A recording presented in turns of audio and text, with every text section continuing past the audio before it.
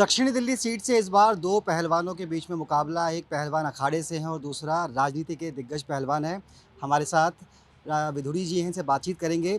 Sir, south Delhi से आपको ticket मिली है, कितनी उम्मीदें हैं?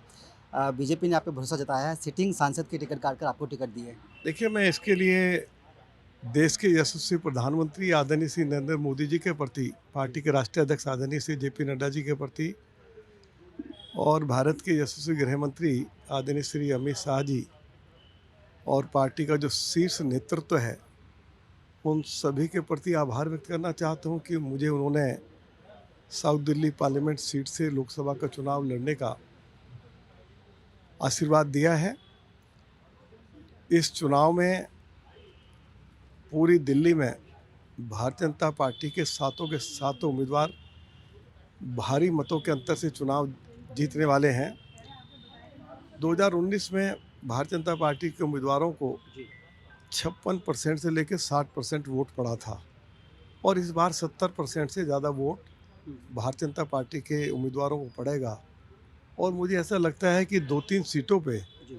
आम आदमी पार्टी और कांग्रेस पार्टी के उम्मीदवारों की जमानत जब्त हो जाएगी। हुँ, दिल्ली में भी और पूरे देश में मोदी जी की आंधी चल रही है और इस आंधी के सामने कोई टिक नहीं पाएगा। मोदी जी की जन कल्याणकारी योजनाएं दुनिया में उन्होंने भारत का गौरव बढ़ाया है और भारत अलग अलग क्षेत्रों में ऐतिहासिक तरक्की उनके नेतृत्व में कर रहा है। तो लोगों ने मन बना लिया है, लोग जाति धर्म मजहब को देख नहीं रहे हैं। जी। बस उनके सामने एक ही सवाल है कि हमने इस बार 400 से ज़्यादा सीटें श्री नरेंद्र मोदी जी की झोली में डालनी है हुँ।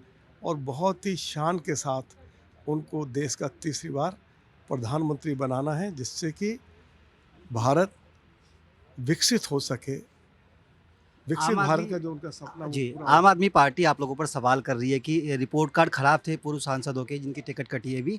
ऐसे में नए लोगों को दिल्ली पर थोपा जा रहा है, उनकी टिकट काटी, आपको टिकट दी थी, सिर्फ़ चेहरे बदले गए हैं। देखिए, वो क्या कह रहे हैं वो तो वो जाने, जी, लेकिन हमारे सभी एमपीज़ ने दिल्ली के डेवलपमेंट के लिए अनेक ऐतिहासिक कार्य आदरणीय श्री नरेंद्र मोदी जी के नेतृत्व में किए हैं। हुँ, अब दिल्ली में चारों तरफ पेरिफेरल रोड बना है, तो पूछो ज़रा उन्होंने किसने बनाया है? जी, हमारे एमपीज़ ने प्रधानमंत्री जी के आशीर्वाद से बनाया ना। आज ट्रक्स दिल्ली में नहीं आ सकते हैं। आज दुनिया का सबसे बड़ा इको पार्क बदरपुर विधानसभा क्षेत्र में बन रहा है। आज ये जो टनल आप देख रहे हैं 1.5 किलोमीटर लंबी प्रगति मैदान के पास में, कि हमारी ट्रैफिक व्यवस्था अच्छी हो सके, तो ये भी नरेंद्र मोदी जी की सरकार ने बनाया है। दुनिया के 2 बड़े कन्वेंशन सेंटर, वर्ल्ड हुँ, class convention centre Pragati Maidan में द्वारका में मोदी जी की सरकार ने बनाए हैं। आप जाइए, कर्तव्य पथ जो है वो भी मोदी जी की सरकार ने बनाया है। देश को नई पार्लियामेंट भी मोदी जी की सरकार ने दी है। पुलिस हेडक्वार्टर भी, जिसके ऊपर 1000 करोड़ रुपया खर्च हुआ, मोदी जी की सरकार ने दिया है। जी।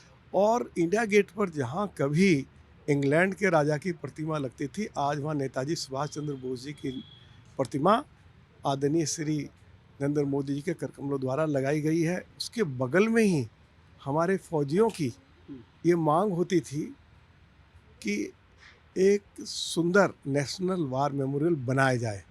अब इंडिया गेट के पास जाके देखिए ना, दुनिया का सबसे बेहतरीन नेशनल वार मेमोरियल बनाकर शहीदों के चरणों में श्रद्धांजलि अर्पित की गई है, उनको सम्मान दिया गया है हुँ। और आज वहाँ भी मेला लगा रहता है। जी, क्या रमेश विधुरी से आपकी कोई बातचीत हुई? क्योंकि स्टेटमेंट उन्होंने पीछे दिया है कि आपको बाहरी बताया जा रहा है, ये कहा जा रहा है आप मेहमान हैं, आपके लिए नई चादर बिछाई जाएगी। नहीं, मैं उनको मिला था जी, और क्योंकि वो मेरे भाई हैं और मेरे चुनाव में श्री रमेश बिधूरी और उनके सभी साथी पूरी मजबूती के साथ जुटे हुए हैं। अब क्या कोई उन्होंने स्टेट मनमुटाव नहीं है, आप ये कहना चाह रहे ना, हैं। बिल्कुल भी नहीं है। वो यहाँ से 3-3 बार लोकसभा का चुनाव लड़े हैं। मैंने कंधे से कंधा मिलाकर उनका सहयोग किया है और भारतीय जनता पार्टी में ये कल्चर ही नहीं है। भई, टिकट से पहले कार्यकर्ता अपनी दावेदारी करता है। जब हाईकमांड जिसको भी पार्टी का उम्मीदवार बनाता है, जी, उसके बाद सभी कार्यकर्ता, सभी वरिष्ठ कार्यकर्ता पूरी ईमानदारी और निष्ठा के साथ पार्टी के उम्मीदवार के लिए काम करते हैं। यही तो कारण है कि आज भाजपा दुनिया का सबसे बड़ा राजनीतिक दल है। जी। तो ये भारतीय जनता पार्टी के कार्यकर्ताओं में ये आपको देखने को मिलेगा।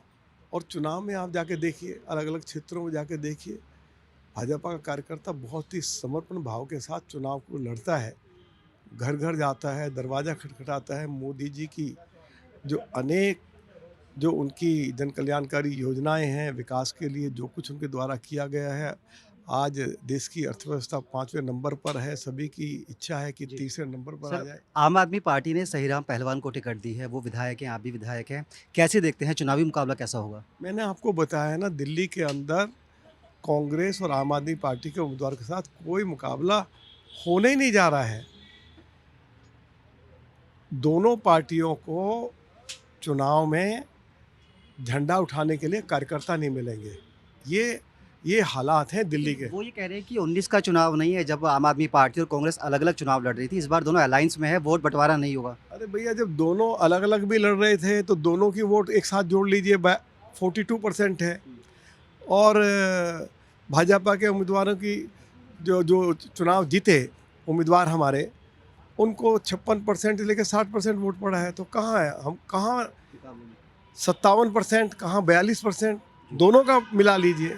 और इस बार तो और ज़्यादा वोट पड़ने वाला है। पहले से ज़्यादा समर्थन देशवासी देश के यशस्वी प्रधानमंत्री श्री नरेंद्र मोदी जी को देने जा रहे हैं। चलिए सर, बहुत-बहुत शुक्रिया। तो ये थे रामवीर सिंह विधुरी जी, पूरी तरह से कॉन्फिडेंट हैं। जिस तरह के काम देश में प्रधानमंत्री नरेंद्र मोदी जी ने किए हैं, उसका क्रेडिट इस बार आम चुनावों के अंदर दिल्ली की जनता उन्हें देगी और दक्षिण दिल्ली लोकसभा सीट से उनको विजयी जरूर बनाएगी। अपने सहयोगी कैमरामैन विनोद चौधरी के साथ मुकेश गुप्ता, दिल्ली।